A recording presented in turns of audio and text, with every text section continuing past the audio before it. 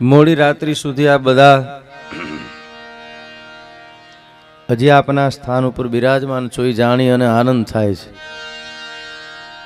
છે કે મોટે ભાગે 2 વાગે પછી પારવાણ હોય નગામાં બધી જગ્યાએ.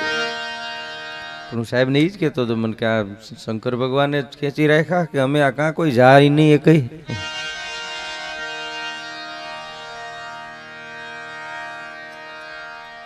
આ શિવની અસીમ કૃપા, તમારો ભાવ પ્રેમ, કંઈ તમારા ખોટા વખાણ કે એવું નથી ને કે 2 વાગે ગમે એવા કલાકાર હોય માણસ નીકળી જાય. મોટી સંખ્યામાં માતાઓ બહેનો છીલીને બધા એટલે ઘડી ખા ગળથોડ કરીને પછી છેલ્લો અને આખરી દોર દેવિકા બેન પાસે તમારે જે કાંઈ સાંભળવાનું હોય છે, એને જે કાંઈ આવડતું હોય છે, તમારી ફરમાઈશો બને એટલી શક્ય છે તો પૂર્ણ કરવાનો પ્રયાસ કરશે. બહુ સારા ગીતો ભજનો આહિર સમાજના જ એક દીકરીબા રાધુબેને રજૂ કર્યા હોય. ઓલી વાત છે ને, ઓલી નદીમાં પૂર આવેલું એક ઈસો ને મૂસો 2 ભાઈબંધ હતા, 2 અને પૂર આવ્યું ને એમાં ધાબરો તણાતો જોયો નગામાં. એટલે ઈશે મૂસાને કીધું કે મૂસા કચ્છો વજે તો ધાબરો જાય છે કે અને કાયમ આવ્યું છે, અને તારું ગજબ નો ગમે ત્યાં હાથ પગ બાંધી દો તો પડે નીકળી જાય આવો. અને કે ધાબરો હમણાં લઈ આવું, અને પડ્યો ઈશો, પણ ઈશોએ જેને ધાબરો સમજેલો ને રીસડું હતું. પેલો મૂસો ઉભો વાટ જોવે કે ઈશો કા આવે નહીં હજી. એટલે આને એમ શું કદાચ છે ઉભો કે છડી દે તો ઈશો કેવું આમ તો છડે તો કચ્છો ના છડે તો એમ હું તો મૂકું પણ ધાબરો મૂકતો નથી, એમ તમે એમને આજ મૂકો એમ નથી એમ. અને બરોબર છે ને, વર્ષમાં એકાદો આવો પ્રસંગ હોય અને એનો લાભ લેવો જોઈએ ને, પછી વારંવાર તો કઈ મળતો નથી. એમાં ખાસ કરી અને માતાઓ બહેનોની હાજરી છે, એ તો આંગણામાં પ્રસંગ હોય ત્યારે આ લાભ લઈ શકે આ બધા પ્રોગ્રામના. આપણે તો ગમે પ્રોગ્રામ તો સહેલા અત્યારે થઈ ગયા, યુટ્યુબ ઉપર તમે સીધું સર્ચ કરો એટલે બધા કલાકાર મળે.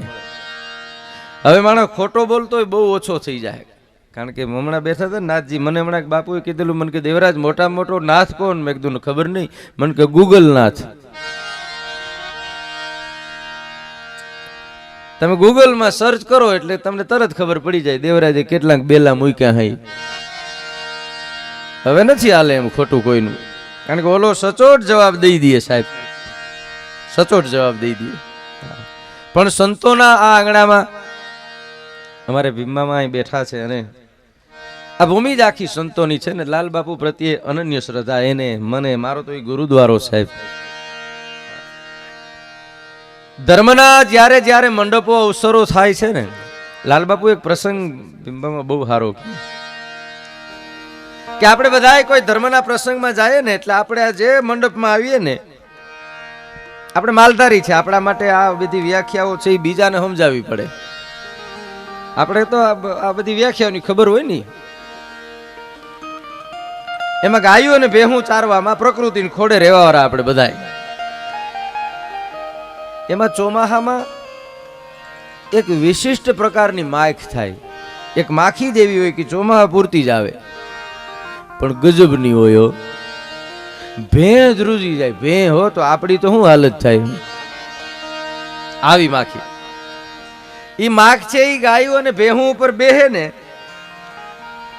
તો ભગવાને એને પૂછડું દીધું છે, ઈ ઉડાડી હગે. પણ અમુક માથા ભારે અને હોશિયાર માખ્યું હોય કે પૂછડાની ઝપટમાં ન આવે એવી જગ્યાએ બેઠી હોય, પછી બહુ ડંખ મારે, બહુ ચટકા ભરે એટલે એ રેવાય નહીં એનાથી, એટલે એ દોડી અને ભેં છે કે ગા છે એ જે આપણે ત્યાં તળાવ હોય એ તળાવમાં પડી જાય. એ તળાવમાં પડી જાય એટલે ઓલી બધી માખું છે એ પાછી ઉડીને તળાવના જે કિનારો હોય ત્યાં બેસી જાય. એ પાછા તળાવમાંથી બહાર નીકળે એટલે જે માખીયું જેમાં બેઠી હોય ને એમાં જ ગોઠવાઈ જાય, પોતપોતાના ઢોરને ગોતી લે. એમ ધર્મના મંડપ હેઠળ આપણે બધા જ્યારે મળીએ છીએ ને, પછી લાલબાપુના આ શબ્દો છે ભીમસિંહભાઈ, કે આપણી કામ ક્રોધ લોભ મોહની જેટલી માખ છે એ આપણા શિવજીના દરબારમાં દાખલ થાય એટલે બધી માખ્યું છે એ કામ ક્રોધ લોભ મોહ જે કાંઈ છે એ દરવાજે બેઠી હોય અંદર ન આવી શકે. કારણ કે આ સત્સંગ રૂપી એક સરોવર છે, ભક્તિ રૂપી એક આ મહાસાગર છે, એમાં કાંઈ આવી ન હગે એટલે એ બધી ત્યાં બેઠી હોય એટલે આપણને મજા એટલે આવે. આપણે પાછા જાહું ને એટલે દરવાજે જેની જેની જે હશે એ પાછી ગોઠવાઈ જાય, એ ગોતી લે આપણને. પણ આ તો મોજમાં આનંદમાં રહેવાનો આ પ્રસંગ સાહેબ. અને આપણા જેટલી મજા આપણે તો, તમે ઘરની કિંમત તો મામા ક્યારે સમજાય કે તમે બહાર ગામ જાઓ તો દેશની કિંમત જાણવી હોય તો તમારે વિદેશ જવું પડે. વાતું થાય વિદેશની હારી, પણ હિન્દુસ્તાનની ભૂમિમાં મને તમને જે ગરવા સંતો મળ્યા છે, મને તમને જે આ વાતાવરણ મળ્યું છે, આવું બહુ ઓછા પ્રદેશોને મળ્યું છે સાહેબ. આપણને જે મળ્યું છે ને બહુ ઓછા માણસોને આ મળ્યું છે. ઘર તો ઘર છે ને સાહેબ, આપણે આખી દુનિયાનો થાકેલો માણસ ઘરે જાય તેને શાંતિ મળે, પણ ઘરના થાકેલા મામા ક્યાં જવું? ઘરે થાકવું નહીં સાહેબ, ભલે માથા મારવા પડે, મોરું ન પડવું. મોરા પડ્યા એટલે મર્યા. અર્જુન લૂંટાણો એટલે જ હતો સાહેબ. હા, પોરો ખાવા બેઠા ને પછી વાતું કરતા હતા અર્જુન હવે થાય કે આવો, ઈ ઓલા કાબા સાંભળી ગયા, આ તો થાકી ગયા અને તો લૂંટ્યા જેવા છે. આ થાકો તો આ દુનિયાને કેવું નહીં ખબર ન પડવી કે થાકી ગયા એમ. જેની જેને થાયકાનું કીધું છે ને એ પછી હારી ગયા છે, હરેરી ગયા છે. એટલે આપણા જેટલી મજા, આપણા જેટલો નિર્દોષ આનંદ, જીવવા માટે આનંદ સિવાય બીજું શું સાહેબ? પૈસો જરૂરી છે, એનો વિરોધી નથી, પણ કેટલો? આ 90% ઉપર એ દયા છે. 3 ટાઈમનું ભોજન મળે છે, હારી હારી ગાડીઓ છે સાહેબ. આ 4 બંગડીઓ વાળી ગામડા લગી પૂગી ગઈ, અને બંગડીઓ વાળી આવે પછી જ ખબર પડે તકલીફ કેવી છે.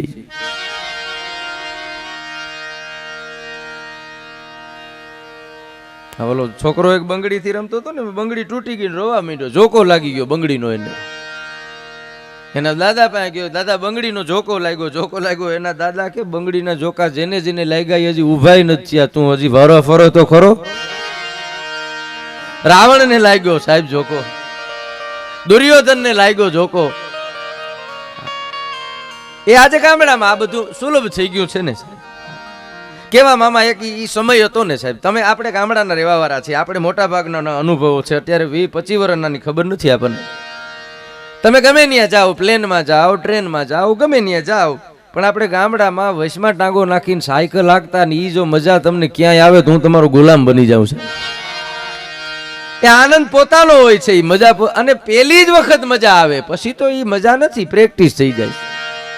તમે પ્લેનમાં બેહો એમાં પહેલી વખતે તમને આનંદ આવે. કોઈ પણ જગ્યાએ જાઓ એમાં પ્રથમ વખત તમને મજા આવે, પછી હેબિટ પડી જાય છે, પછી મજા આવી જાય. એ પ્લેન ઉડે ને એટલે પ્લેનમાં ઉડવા વાળા પછી આમ જ્યારે પ્લેન આમ ઉડે ને ત્યારે બધું નીચે દેખાતું હોય. કોઈ સાયકલ લઈને જતો હોય ને કોઈ હેઠે આમ જતો હોય ને, એટલે ઓલો પ્લેનમાં બેહવા વાળો એ વિચાર કરતો હોય કે આ સુખ્યો તો જો કેવો હરીફરી હગે. ઓલો સાયકલ વાળો પ્લેન વાળા જોતો હોય મારો મોજ કરે ને. આપણને ખબર ઈ નથી પડતી કે આમાં સુખ્યું કોણ છે. સુખ સમજદારી સિવાય કોઈ દી આવવાનું નથી, અને સમજદારી તો જ આવે સંતોની કૃપા હોય, ગુરુની કૃપા હોય. આપણે તો હંપના દાખલા, જો માતાઓ બહેનો બધા ભેરા છે ને, કીડીઓના દાખલા દેવાય. બાયું બધું ભેગ્યું હોય, ઉઠે એટલે 15-20 જાય. બાયું છે ને બધું ભેગ્યું હોય, કીડીયું બધું ભેગ્યું જ હોય. મકોડા ગમે ને એકલા રખડતા હોય,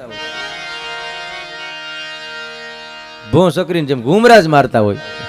અને મામા મકોડા વરવારાય બહુ હોય, બહુ હાવ અભિમાનના ઘૂંસરા હાવ.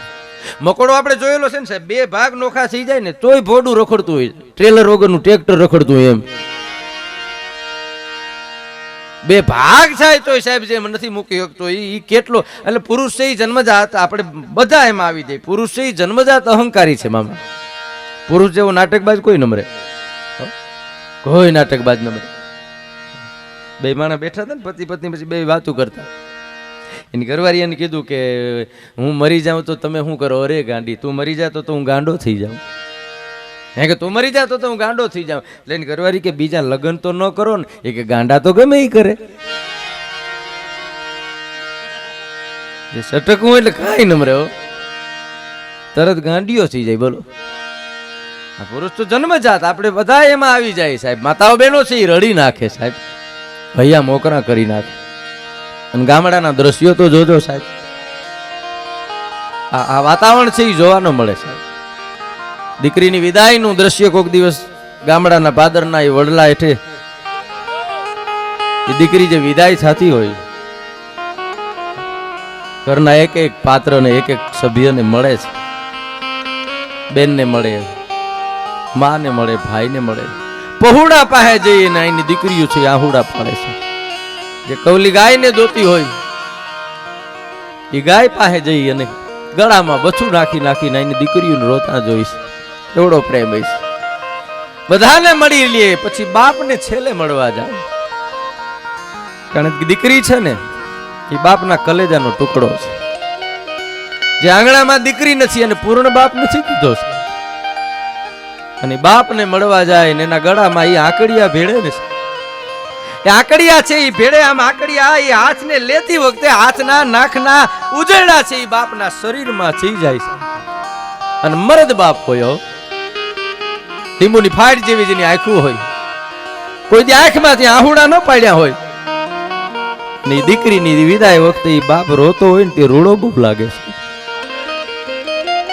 વિદાય થાય દીકરીની, પછી ઘરના ફરિયામાં, આંગણામાં કે વાડીએ વડલો હોય ને વડલા હેઠે બાપ હિંચકતો હોય ને હિંચકતા હિંચકતા બાપ દીકરીને યાદ કરતો હોય. એમાં પંખી ટોંકે, દીકરીની યાદ આવે છે. કવિ દાદ બાપુની એક રચના મને ગવું છે. કેવી દીકરી યાદ આવે કે મારા ફળિયા વડલાની ડાળ હિંચકો હિરલે બડો પંખી આવી આવીને ઉડી જાય. ટોંકો એનો સાંભળ્યો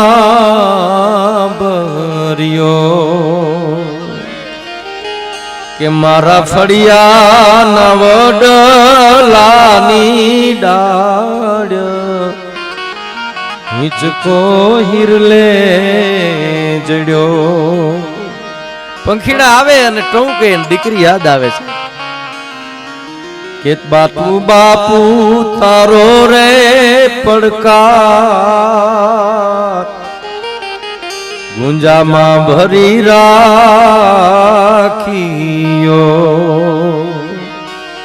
જ્યારે આવે છે તારી યાદ છાનો છાનો ચાખ્યો.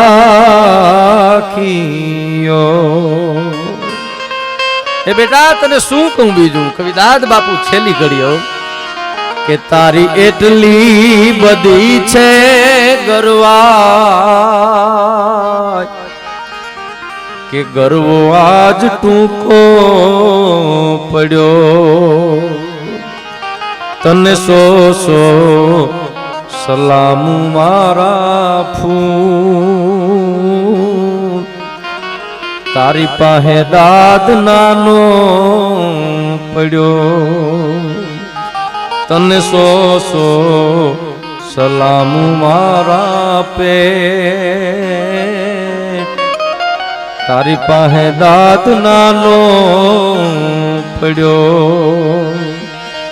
કે મારા ફળિયાના વડલાની ડાળ હિંચકો હિરલે જડ્યો.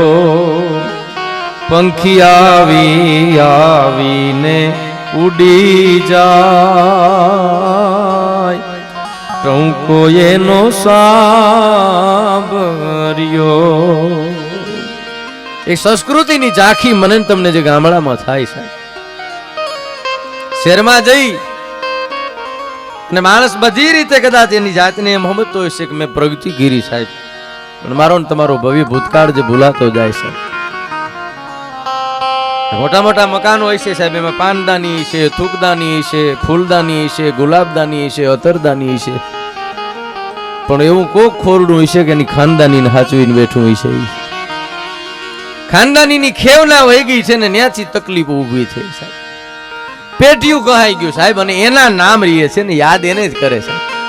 એમ કે ફલાણાના રોટલો સાહેબ, અને તમે કલ્પના કરો આ ધરતીની માવડિયું 20, 30, 40 જણા આવે, પણ રોટલા ઘડવા વાળી બાઈએ કોઈ દી કહાણા મોઢા નથી કર્યા છે. એ બે માણાના એક હોય મતા. હા એટલે તો આ બે વ્હીલ છે મામા.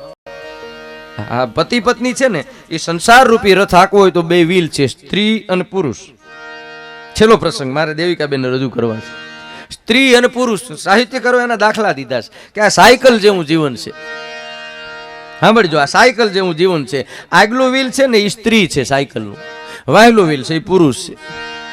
એની વચમાં એક ચક્કર આવે, થાળું આવે, એમાં એક ચેન ચડે. બેયના ખોડિયા જુદા હોય ને હૈયું એક હોય તો તમે કોકને ન્યાય આપી શકો સાહેબ. આગલું વ્હીલ છે એ સ્ત્રી છે, વાયલું વ્હીલ છે એ પુરુષ છે, વચમાં એક ચક્કર આવે, એમાં ચેન ચડે. એમાં બુદ્ધિરૂપી ચક્કર છે ને એ આગલા વ્હીલમાં ન હોય.